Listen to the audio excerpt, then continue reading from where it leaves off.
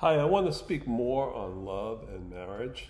One time, a couple came in my office as a financial advisor, and I was sitting there taking notes on a legal pad, and they were sitting across from me. And the, the men and the woman looked at each other and said, "We've been married for 17 wonderful years." And I didn't even look up. I just said, "How many total years?"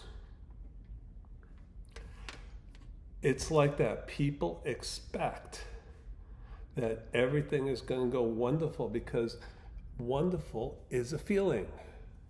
Once I was counseling a couple, and she was saying she wanted her husband to fulfill her 5 love languages. She read this book, and she wanted him to cut out little cards and place them over the house and write little notes in them.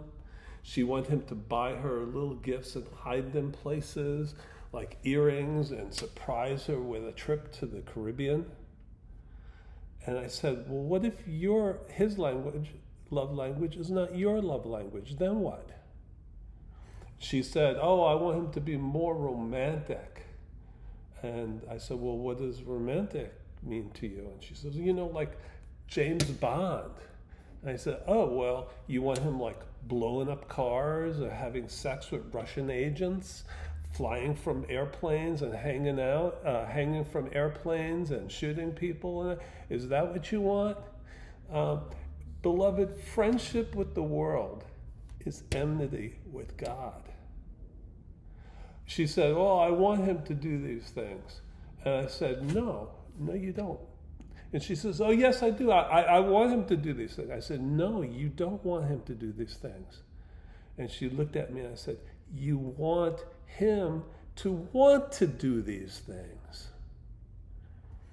But I really think that most of these things are not love. They're kind of cultural kinds of things that people put in for a replacement of real love. He was a good husband. He provided for her. He did not fool around. He was there for her all the time. I don't know what she wanted. She wanted excitement. Excitement is not something that comes from God. It comes from the world. Once I met a gal, and I went to pick her up from the date. This is a long time ago. And she was not ready. And she was doing her face in the bathroom.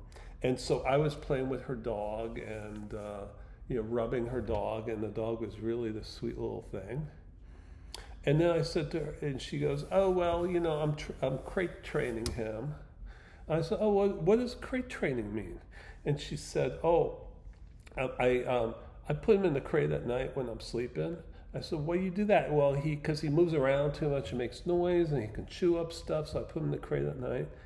And I said, "Well, what do you do when you go to work?" And she said, "Oh, I put him in the crate when I go to work too." I said, "Yeah, and we're going to go out for dinner tonight, and you're going to put the dog in the crate too." And she goes, yeah, of course I would put the dog in the crate. Yeah. And then she says like, "Oh, well, dogs don't know the difference in time. It's all the same to us, them. They don't know the difference between 1 hour and 1 minute." That's just justification comes from Hollywood. Beloved, our lives are messed up because we love the world and the things of Hollywood we follow. Every day we fall into the same trap of the devil. So I looked at her and I said, "I'm not going out with you." And she liked me a lot. And she was like, "Oh, what do you mean? You mean like you have to go?" Or I said, "No, I'm not going out with you ever." I said, "If you treat your dog this way, we cannot be friends.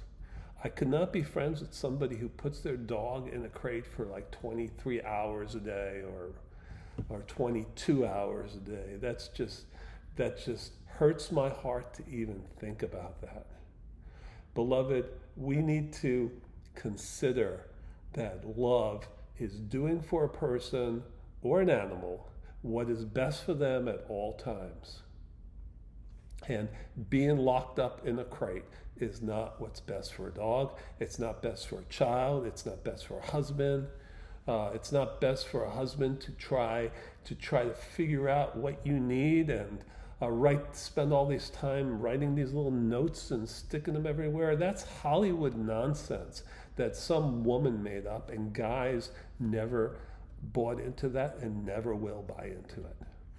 So this is my 2 cents. Thank you. Bye.